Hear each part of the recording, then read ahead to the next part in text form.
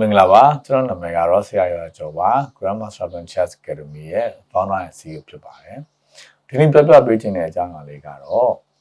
စစ်တပ်လောကကိုကဘာမှာကင်လှုပ်သွားတဲ့သတင်းလေးတစ်ပုဒ်ဖြစ်ပါတယ်အဲ့ဒါကတော့အသက်3နှစ်ကျော်လေးတဲ့နဲ့ Fidel Rating ကမ္ဘာအသက်အငယ်ဆုံး Fidel Rating ရကစားသမားလေးဖြစ်တဲ့အိန္ဒိယနိုင်ငံသားအနိရှာကအကြောင်းလေးဖြစ်ပါတယ်သူကအသက်3နှစ်ကျော်လေးပဲဖြစ်ပေမဲ့လူကြီးတွေကိုနိုင်အောင်ကစားနိုင်တယ်စိတ်ဝင်စားစရာကောင်းတဲ့ movement လေးကတော့သူကဒီချက်ကစားနေရင်းနဲ့ပြိုင်ဘက်က illegal မှုပေါ့နော်တရားမဝင်ရှုလိုက်တဲ့ဟာ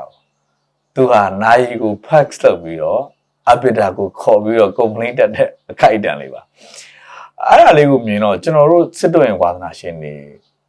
short ဖြစ်သွားတာပေါ့နော်ဟာဒီကလေးလေးက3နှစ်ကျော်လေးနဲ့ဒီ illegal မှုတွေကို complaint တက်နိုင်ပြီလားသိနိုင်ပြီလားပေါ့ဟောအိန္ဒိယကတော့ generation တွေအတွက်ကလေးတွေအတွက်ပေါ့နော်အရန်ကိုအရှိရောက်နေတဲ့နိုင်ငံတစ်ခုဖြစ်နေပြီလားလို့ပြန်ကြည့်တဲ့အခါကျွန်တော်အိန္ဒိယနိုင်ငံမှာ Grand Master ပေါင်း90ကျော်သွားပါပြီစစ်တွင် Grand Master ဆိုတာ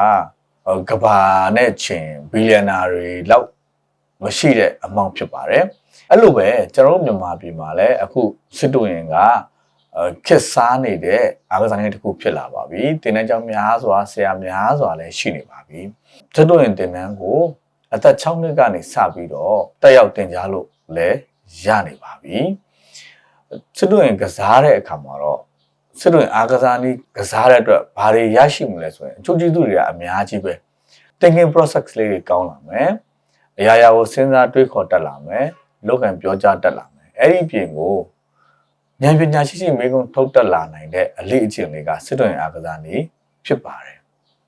အဲ့လိုမျိုးစိတ်ဝင်စားဖို့ကောင်းတဲ့စစ်တွင်အားကစားနည်းကိုလေ့ကျင့်သင်ကြားခြင်း MM Tutor မှာ